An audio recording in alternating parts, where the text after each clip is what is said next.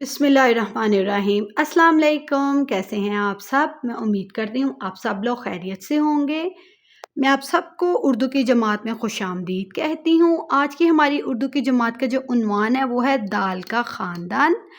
दाल का ख़ानदान उर्दू का जो है वो चौथा ख़ानदान है। सबसे पहला ख़ानदान अलिफ़ का ख़ानदान है, फिर बे का ख़ानदान, उसके बाद जीम का ख़ानदान, उसके बाद आता है दाल का ख़ानदान। हमने अपनी पिछली जमात में दाल के ख़ानदान के पहले हर्फ की पढ़ाई और लिखाई सीख ली थी। ठीक है।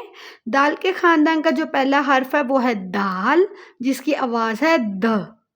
आज हमने दाल के ख़ानदान का दूसरा हर्फ सीखना है जो कि है डाल, और जिसकी आवाज़ है ड। ढ। ठीक है। आज हमने दाल के ख़ानदान का दूसरा हर्फ सीखना है जो कि है ढ। हमने आज दाल की पढ़ाई भी करनी है और लिखाई भी सीखनी है। अगर आप उर्दू के पहले सारे ख़ानदान के बारे में पढ़ना चाहते हैं और सीखना चाहते हैं तो उनकी वीडियोस चैनल पे मौजूद है, वहाँ जाके आप सीख सकते हैं। उनके लिंक भी मैं डिस्क्रिप्शन में डाल दूँगी। ठीक है।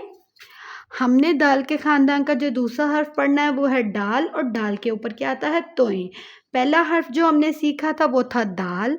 दाल के ऊपर कोई नुक्ता और तोएं नहीं आता, जैसे कि मैंने आपको पहले भी बताया था कि दाल के ख़ानदान में तमाम जो भी हर्फ होंगे उनकी एक जैसी अशकाल होंगी। किसी पे नुक्ता आएगा, किसी पे तोएं आएगा। दाल के ख़ानदान में कल जो हमने पिछली क्लास में सीखा था दाल, उसकी यही शक्ल थी। ठीक है। आज हमने सीखना है डाल। डाल की भी यही शक्ल है, लेकिन इस पे जिस चीज़ का फ़र्क है वो है इसके ऊपर तोएं आता है। क्या आता है? इसके ऊपर आता है तोएं। ठीक है। दाल के ऊपर कोई नुक्ता तोएं नहीं था, लेकिन डाल पे है तोएं। ठीक है। और डाल की आवाज़ क्या है? ढ। डाल की आवाज़ क्या है? ढ। चलिए अब हम डाल की पढ़ाई करते हैं। डाल ड डिब्बा, डाल ड डिब्बा। डाल ड डाकिया, डाल ड डाकिया। डाल ड डंडा, डाल ड डंडा। डाल ड डॉक्टर, डाल ड डॉक्टर। डाल ड ढोल, डाल ड ढोल। डाल ड डिब्बा, डाल ड डाकिया। डाल ड डंडा, डाल ड डॉक्टर। डाल ड ढोल। डाल ड डिब्बा, डाल ड डाकिया, डाल ड डंडा, डाल ड डॉक्टर, डाल ड ढोल। ये थी डाल की पढ़ाई जी। तो हम अब दाल के ख़ानदान का जो हर्फ आज हमने डाल सीखना है, इसके बारे में मैं आपको ये भी बता दूं कि दाल के ख़ानदान में मौजूद तीनों हर्फ की छोटी शक्लें नहीं होती हैं।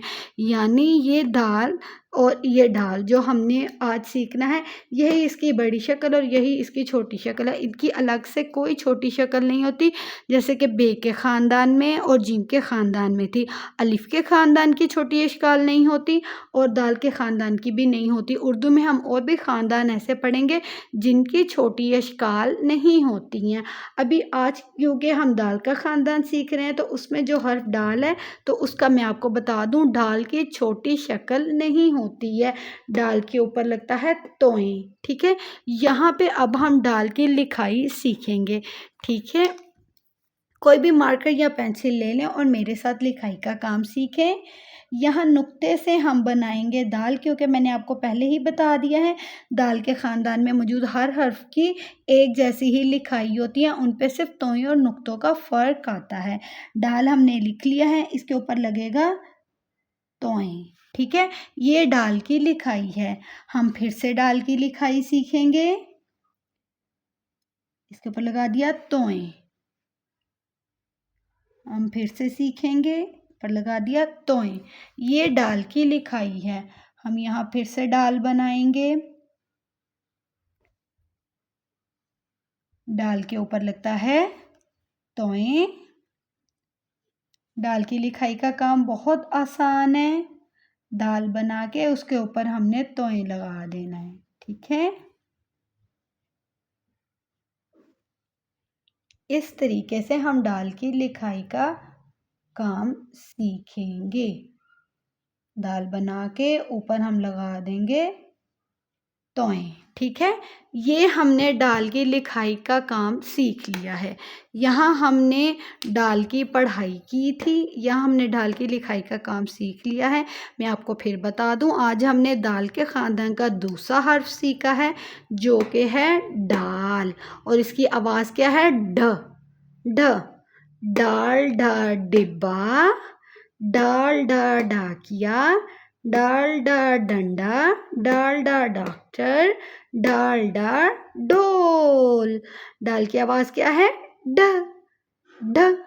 डा डा डिब्बा, डा डा डाकिया, डाल डा डंडा, डाल डा डॉक्टर, डाल डा ढोल। मैं उम्मीद करती हूँ आपको आज के उर्दू के इस दाल के ख़ानदान का दूसरा हर्फ दाल की लिखाई और पढ़ाई का काम समझ आ गया होगा। आपने अच्छे से सीख लिया होगा कि दाल बना के उसके ऊपर तोई लगाते हैं तो दाल बन जाता है। दाल का ख़ानदान उर्दू का चौथा ख़ानदान है। दाल की आवाज़ ड होती है। चलिए मिलते हैं अब हमारी अगली जमात में। तब तक के लिए अपना बहुत सारा ख्याल रखें। चैनल को सब्सक्राइब करते हुए जाइएगा, और जब वीडियो देख लेते हैं तो लाइक शेयर और कमेंट ज़रूर किया करें। अल्लाह हाफ़िज़।